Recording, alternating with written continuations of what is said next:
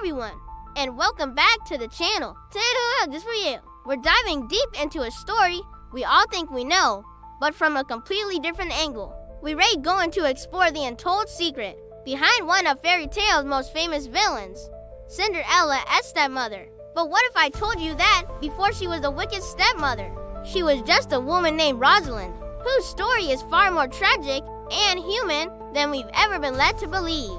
Let's journey back in time, long before the glass slipper, before the pumpkin carriage, and before the grand royal ball. In this era, there was no Cinderella, no stepsisters, just a woman named Rosalind living in a large, silent house. On the outside, her life seemed perfect. She was surrounded by beautiful things. Her home was immaculate, and she carried herself with an air of stern authority. Rosalind was a master of many things. She could manage a household with flawless precision, so perfect they seemed invisible, and maintain a stoic, unreadable expression that kept everyone at a distance. But her greatest talent, the one she practiced every single day, was hiding. She was an expert at burying her true feelings deep down, concealing them beneath layers of sensible fabric, strict routines, and a fortress of rules.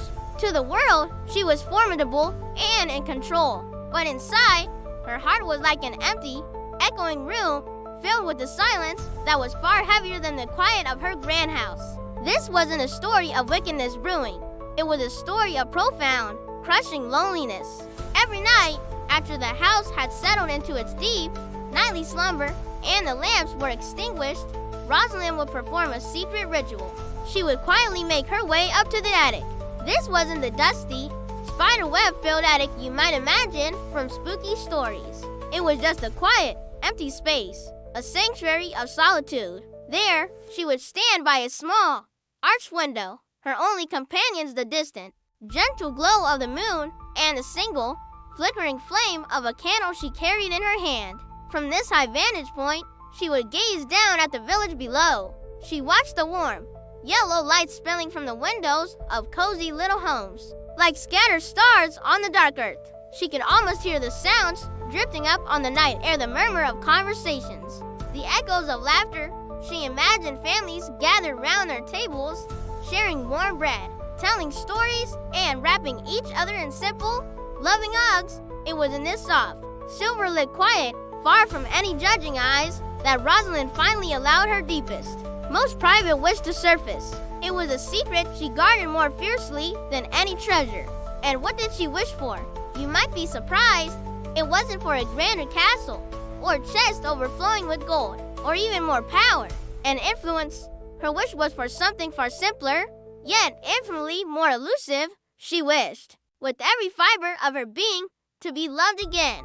She yearned for anyone, to look past the severe frown she wore like a mask, to see beyond her meticulously tied hair and stern demeanor, and to recognize the fragile, hopeful heart that was beating ever so faintly underneath it all. She just wanted someone to see her asterisk.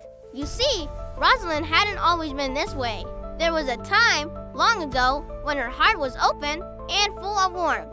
She had loved deeply and had been loved in return. But when that love faded, it didn't just leave a void. It took a piece of her within, extinguishing a vital spark. To prevent herself from ever feeling that kind of devastating pain again, she started building walls around her heart. They were strong, formidable walls, built brick by brick with every disappointment and every lonely day. But as we all know, walls designed to keep out the storm also block out the sunshine. In protecting herself from pain, she had inadvertently locked away any chance of finding joy. One particularly quiet evening, as Rosalind stood at her attic window, lost in her melancholic thoughts, a small, sad sparrow landed on the sill. It was trembling, either from the cold of the night air or from fear. In that moment, something shifted within her. Without a second thought for her carefully starched sleeves or her composed posture, she slowly, gently reached out her hand. The tiny bird hesitated for a heartbeat, its dark eyes watching her, and then it hopped onto her finger, seeking the warmth of her skin. Holding that small, fragile, living creature in her palm, Rosalind felt a flicker. It wasn't the grand, all-consuming love she dreamed of, but it was something real. It was a connection, a small, necessary spark in the vast emptiness. For that single, brief moment, she wasn't the stern mistress of the house. She was just a person offering comfort to another living being.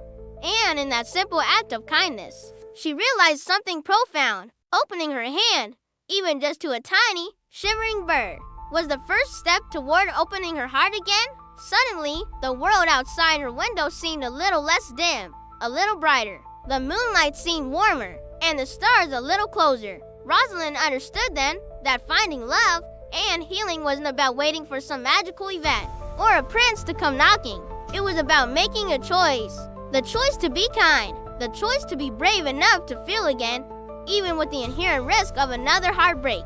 It was about taking that first, terrifying step out from behind her walls. She gently placed the little sparrow on the outside of the sill, where it was sheltered from the wind. She watched it for a moment, then blew out her candle, plunging the attic into darkness. As she walked back downstairs, she wasn't the same woman who had walked up. She was still lonely, and the path ahead was long and uncertain.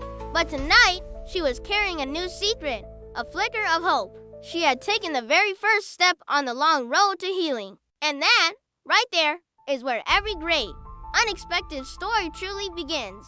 So the next time you hear the story of Cinderella, maybe remember Rosalind. Remember the lonely woman in the attic who just wanted a hug. It's a powerful reminder that sometimes the people we label as villains are just people whose stories we haven't heard yet. Thank you so much for joining me on this journey today. If you enjoyed this different perspective, please hit that like button. And don't forget to subscribe and turn on notifications so you don't miss our next video. I'd love to hear your thoughts in the comments below. See you next time!